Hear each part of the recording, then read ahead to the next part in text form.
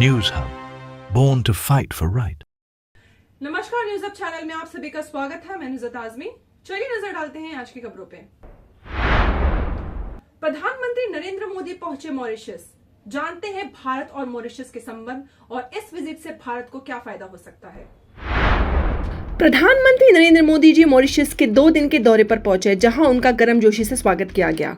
Mauritius की 68% जनसंख्या भारतीय मूल की है और मॉरिशस के प्रधानमंत्री नवीन रामगुलम भी भारत से जुड़े हैं, जो दोनों देश के गहरे रिश्ते दिखाता है। प्रधानमंत्री Narendra Modi ji 57 national day celebration में चीफ गेस्ट होंगे और 20 से ज्यादा इंडियन फंडेड प्रोजेक्ट्स का उद्घाटन करेंगे।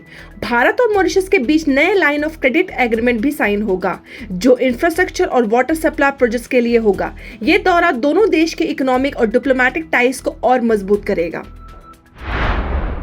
भारत ने डोनाल्ड ट्रंप के दावे को किया खारिज और कहा कि टैरिफ कट करने का कोई कमिटमेंट नहीं दिया गया है। भारत ने साफ कहा है कि उसने यूएस प्रोडक्ट्स पर टैरिफ कम करने का कोई वादा नहीं किया है। ये क्लैरिफिकेशन डोनाल्ड ट्रंप के उस क्लेम के बाद आया जिसमें उन्होंने कहा कि भारत मैसिव टैरिफ घटाने को तैयार है। सरकार का कहना है कि दोनों देश ट्रेड एग्रीमेंट पर काम कर रहे हैं, लेकिन अब तक किसी टैरिफ एडजस्टमेंट पर सहमति नहीं बनी है। डीएमके के एमपीज ने पार्लियामेंट के बाहर किया विरोध प्रदर्शन। धर्मेंद्र प्रधान को हटाने और माफी मांगने की गई मांग। तमिलनाडु के एमपीज ने पार्लियामेंट के बाहर प्रोटेस्ट किया। यूनियन मिनिस्टर धर्मेंद्र प्रधान को हटाने और उनकी डीएमके पर की गई टिप्पणी के लिए माफी मांगने की मांग की है। ऑपोजिशन एमपीज ने प्रधान के बेईमान और अनडेमोक्रेटिक टिप्पणी के खिलाफ वॉकआउट किया, जिसे बाद में उन्होंने वापस ले लिया। डीएमके नेता कनिमोझी ने ब्रीच ऑफ प्रिविलेज नोटिस भी दायर किया। ये विवाद तमिलनाडु के एनईपी ने ना लागू करने और सेंटर द्वारा 2152 करोड़ एजुकेशन फंड्स रोकने से जुड़ा है। मुंबई में 10 दिन से लापता आदमी की लाश अनिक डेपो के नाले के पास मिली। मुंबई के आनिक डेपो पे प्रतीक्षा नगर में एक नाले से सधी हुई लाश मिलने से एरिया में सनसनी फैल गई। रनवल कंस्ट्रक्शन के पास से बदबू आने पर एक आदमी ने कंट्रोल रूम को इन्फॉर्म किया। वडाला टीटी पुलिस और फायर डिपार्टमेंट ने मुश्किल से बॉडी रिकवर की और पोस्टमार्टम के लिए साइन हॉस्पिटल भेज दिया। मृतक की उम्र 50 साल से ऊपर बताई जा रही है और वो 10 दिन से लापता था। पुलिस ने एक्सीडेंटल डेथ रिपोर्ट दर्ज करके जाँच शुरू कर दी है। भिवंडी की हील लाइफ हॉस्पिटल पर मेडिकल लापरवाही का इल्जाम, जिसमें 3 डॉक्टर्स पर केस दर्ज किया गया है। भिवंडी पुलिस ने हील लाइफ हॉस्पिटल के 3 डॉक्टर्स पर केस रजिस्टर किया है। 58 साल के साबिया अंसारी की नी सर्जरी के बाद इन्फेक्शन बढ़ गया, जिसकी वजह से उन्हें 40% परमानेंट डिसेबिलिटी हो गई है।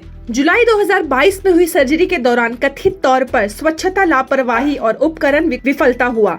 डॉक्टर्स ने वक्त पे ट्रीटमेंट नहीं दिया, सिर्फ पेन किलर्स और फिजियोथेरेपी प्रिस्क्राइब की। कंडीशन बिगड़ने पर मुलुंड में सेकेंड सर्जरी करनी पड़ी। थाने सिविल हॉस्पिटल्स की इंक्वायरी के बाद मेडिकल की लापरवाही कंफर्म की गई है। एक और शख्स बेंगलुरु एयरपोर्ट पे सोने की तस्करी में पकड़ा गया। इन्वेस्टिगेशन से पता चला कि वो रान्या राव के क्लोज मित्र हैं। ये मामला बढ़ता जा रहा है। आपको क्या लगता है, क्या ये सिर्फ सोने की तस्करी का रैकेट है या उससे भी बड़ा कुछ और? डीआरआई ने एट्रिया होटल के मालिक के पोते तरुण राजू को गोल्ड की तस्करी के केस में अरेस्ट किया है।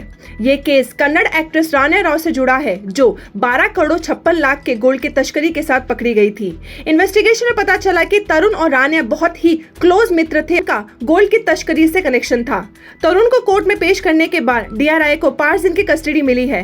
रान्या ने कन्फेस किया है कि वो दुबई और दूसरे देशों में बार बार ट्रैवल करती थी गोल्ड की तस्करी करने के लिए। अथॉरिटीज अब जांच कर रही है कि ये एक ऑर्गेनाइज स्मगलिंग रैकेट है या नहीं।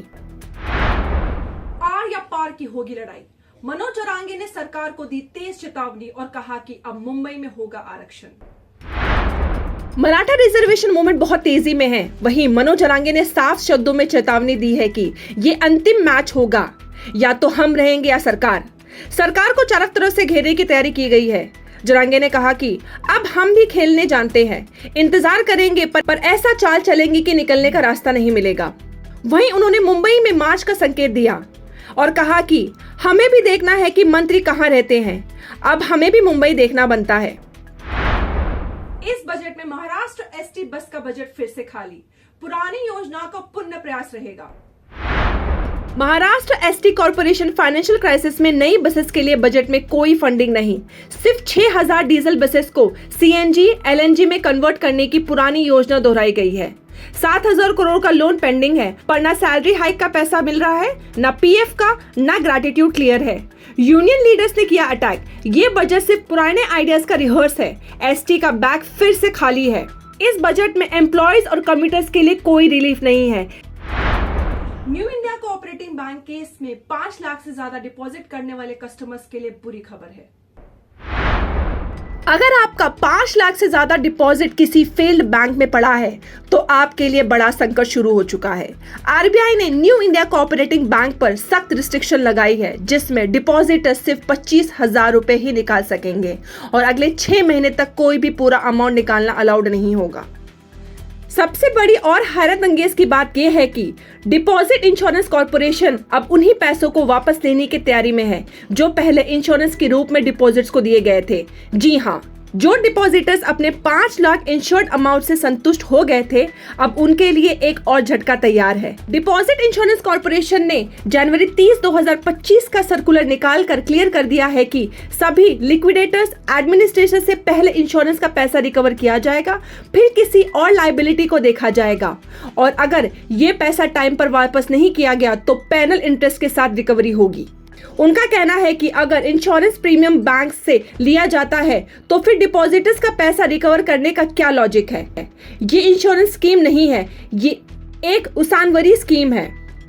डीआईसीजीसी ने अब तक सिर्फ 16,326 करोड़ इंश्योरेंस क्लेम्स दिए हैं, जबकि सिर्फ 2023-24 में 23,869 करोड़ प्रीमियम कलेक्ट किया गया है। इतना ज्यादा मुनाफा कमाने के बाद भी डिपॉजिटर्स के ऊपर रिकवरी का बोझ डालना कहां तक सही है।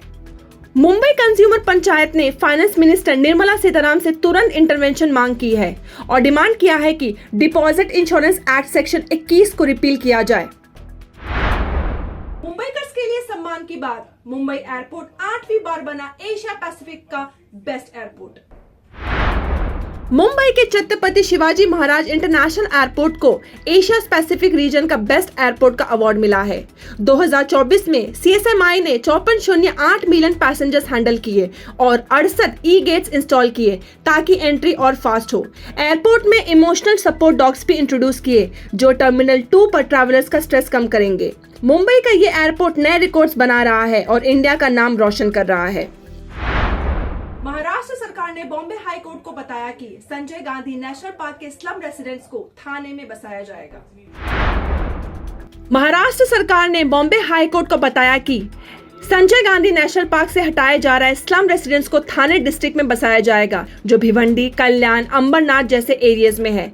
सरकार एलिजिबिलिटी डेट 1955 से बढ़ाकर 2011 करने का भी सोच रही है ताकि ज्यादा लोग रिहैबिलिटेशन स्कीम में आ सके। साथ ही मई 31 तक एसएनजीपी का इलीगल कमर्शियल स्ट्रक्चर्स भी हटाया जाएगा। पोस्ट बजट प्रेस कॉन्फ्रेंस में उद्धव ठाकरे ने एकनाथ शिंदे को ताना मारते हुए कहा कि मर्सिडीज पर तो टैक्स नहीं बढ़ाया। विधान भवन में उद्धव ठाकरे ने चीफ मिनिस्टर एकनाथ शिंदे पर मर्सिडीज कार एलिगेशन को लेकर ताना मारा। उन्होंने कहा कि अपने मर्सिडीज पर टैक्स तो नहीं बढ़ाया ना। उन्हीं एलिगेशंस की तरफ इशारा था जो शिवसेना यूपीटी लीडर नीलम गोरे ने किए थे। बाद में पोस्ट बजट प्रेस कॉन्फ्रेंस के दौरान अजित पवार ने भी एकनाथ शिंदे की सीएम चेयर को लेकर भी मजाक किया और कहा कि एकनाथ शिंदे अपनी कुर्सी नहीं भूल रहे हैं। इस पर एकनाथ शिंदे ने जवाब दिया, मेरी कुर्सी फिक्स है। लेकिन अजित पवार ने फिर से छेड़ा, मैं क्या करूं अगर आप अपनी कुर्सी फिक्स नहीं कर पाए तो। न्यूज अप चैनल में आज के लिए बस इतना ही। फिर मिलेंगे नए समाचार के साथ। मैं नुज़रत आज़मी। लाइक करें, शेयर करें, सब्सक्राइब करें और अपनी राय कमेंट सेक्शन में देना ना भूलें। धन्यवाद।